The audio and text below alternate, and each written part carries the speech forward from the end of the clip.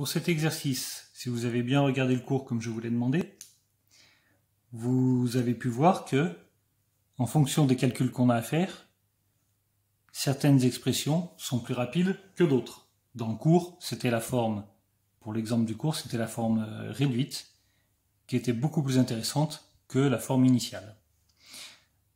Mais la forme factorisée peut avoir son intérêt aussi. Regardons ici.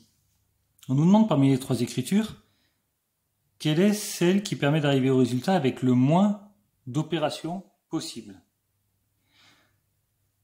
Si je remplace x par 5, regardons dans la première forme.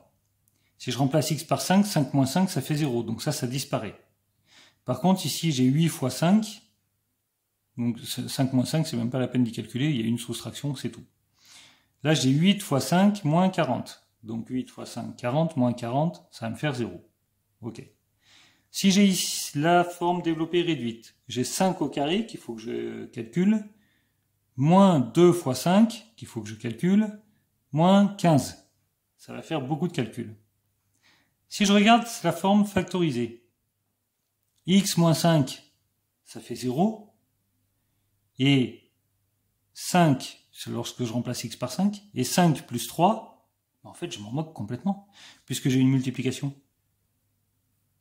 Donc une fois que ça fait 0, ben mon expression vaut 0, puisque 0 fois n'importe quoi, ça fait 0. Comme c'est une forme factorisée, ça veut dire que c'est une multiplication. Comme c'est une multiplication, quand j'ai un facteur qui vaut 0, tout le calcul vaut 0.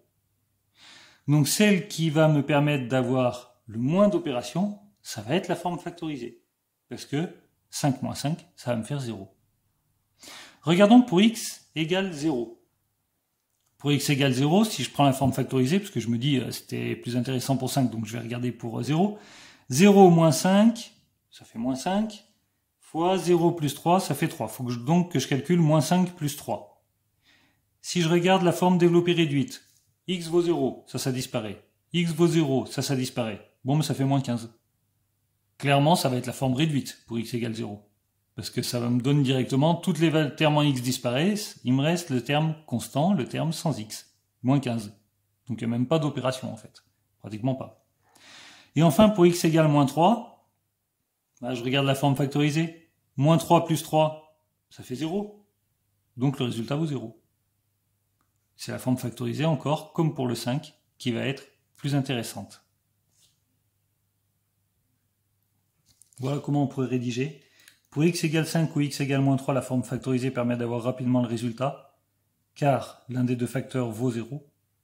Pour x égale 0, c'est la forme réduite, qui donne directement le terme constant, qui est moins 15. Moins 15, c'est le terme, ce qu'on appelle constant, qui ne dépend pas de x. Donc quand x vaut 0, toutes les valeurs en x sont annulées, et il reste le terme constant, moins 15. Je vous rappelle que le moins est associé au nombre qui suit.